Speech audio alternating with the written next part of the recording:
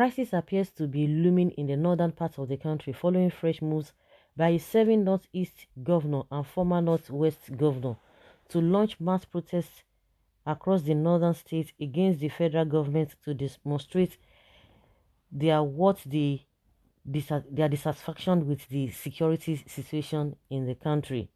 The two top politicians who are also nursing presidential ambitions are reported to have already held several clandestine meetings with aggrieved leaders of Northern Coalition youth groups, political pressure groups, and other non-state actors with a view to firming up arrangements for what are source called the mother of all protests against the administration.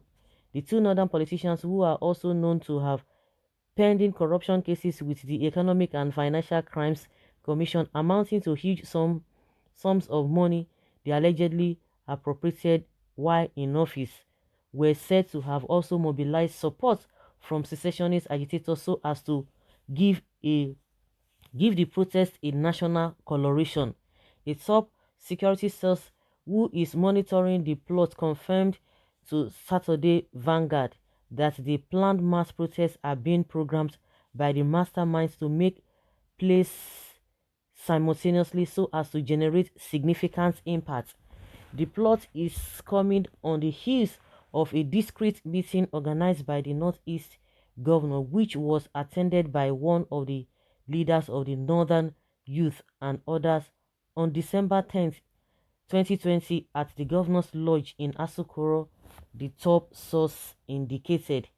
Thereafter, on the same night, the former Northwest governor hosted the same groups at his residence in Metama district of Abuja, during which they resolved to deploy the services of Northern Coalition groups and other non-state actors to create a civil disturbance with a view to discrediting the federal government, especially in the area of security and democratic governance. And following the outcome of the Abuja meeting, the said leader organized a town hall meeting with youth, religious groups, women, and other pressure groups, while the former governor angrily addressed a press conference on the state of insecurity in the north. The top official explained.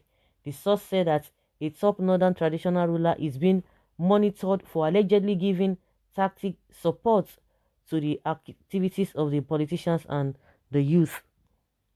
But I assure you that we are monitoring the situation to ensure that the malevolent politicians and their collaborators do not plunge the north or any part of Nigeria into avoidable crisis. While the serving governor still has immunity till 2023, we might not hesitate to move against those that have no immunity, the official warned last night. Insight Media recalls that youth in the northern part of the country earlier this month staged a protest over rising insecurity in their region. They call on President Muhammadu Buhari to immediately find lasting solution to the crisis. Well, one thing is that if you are talking about secessionist groups, well, I don't see any secessionist group in the north. Secessionist group that we have, they are in the southeast. The ones that we have, the non-state actors that we have are the bandits and Boko Haram, and I don't think they want to associate with them, even though they said Ipob is a terrorist group, which is a big lie, a fat lie. They know it. So now, does it mean, okay, they say for them to for the protest to have a national correlation, to have a correlation, across the country. So you want to seek the help of a Ipob to help to stage a protest. Of course, I don't think many Nigerians from the southern part of the country would want to even say they are coming out because of a north is bleeding campaign. I don't think so. They've already said they are not going to come out, because when they come out, if at all they come out, before you know it, all the vexation of on how they have not been able to clamp down on their people, they will now transfer the aggression to the southern part of the country, to the people in the south. But at the end of the day, like the security that is saying that they want to clamp down on some people, because at the end of the day they will say, oh, because that is their usual way. because some people did not win election. Oh, some people because wanting, they feel we enchanted. Oh, some people because of wanting, they want to remove Buhari. That is what they always say. Why all those energy you are using to accuse people? If you do the needful, believe you me, if you do the needful, all these things will not be coming out. I could remember then, before this government, El-Rufai was raging, was making mouths. PDP did not do this. Good luck, Jonathan did not do this. I mean, don't forget that he was part of PDP before. But let's even leave that. It was making mouths. Hey, it is not possible. What do you, if you say we are, it's being political, because you know that is their usual way. All of them. That's why we say they are the same. Because then, when the insecurity of these Chibok girls and what have you came up that time, El-Rufai came out and began to say, oh, they said we are politicizing this thing. If these children that were kidnapped, if those victims are the children of all these politicians, do you think they wouldn't have done something? That was what he was saying, then. He was accusing the governments of the day that they were not active, they were not proactive, they were not sensitive to the kidnapping and the plight of the people, because their children were not affected. They were not. It was not their children that were affected. That was what El-Rufai was telling us, and he said they were accusing them that were in the opposition, that they were trying to politicize the situation. And he said, if you know that we are politicizing it, then you deal with the issue. So are we going to say that there were no kidnapping and that some people were not abducted? It was true. So you deal with that. So it is the same thing now. Instead of you try to clamp down on some people because they don't have immunity, but the ones that have immunity, how are you going to do them? Are you going to arrest them because they are organizing whatever? So are they just making things up now? Are this not the things happening that people are complaining about?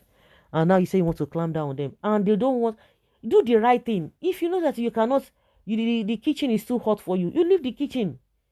If you know that you cannot cope, you leave. But for where they will not leave and they have no solutions to the problem. Obasanjo said the other day, now they say his mouth is smelly. Buhari does not have what to offer. He has nothing to offer again. All of them coming out to say, why must Obasanjo be saying that, oh, Buhari bought enough equipment and what have you? Then what have you done with them? All this energy you want to use on clamping down on the people, you do the needful. What is it so difficult? You are not doing anything. Some people will tell you that, say, oh, maybe they are trying their best. Maybe their best is not just enough. They are doing nothing. If these guys are ready to deal with this issue, they will deal with it. They are doing nothing. All this idea of, oh, maybe their best is not just enough. They are doing nothing. They are doing nothing. So I'm sure the Southerners will just cack somewhere and be watching and looking at things now.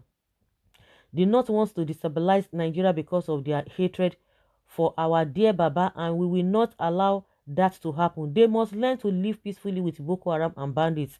After all, they are our brothers and neighbors. They should try to accommodate them. They are just mischievous kinsmen. They are better than the agitators that want equity and justice for all. We will not let anybody or group to bring down this government that has been very proactive and benevolent to all. Are you sure of what you are saying? It is sarcasm now. Is it not what Northerners used to say? That's what they used to say. Well, all attempts or moves to destabilize this country and administration will be dealt with accordingly. Oh my God, the blood of the baboon and monkeys are being split all over Nigeria, courtesy of the Buhari-led APC government. So guys, let's hear your opinion on this matter.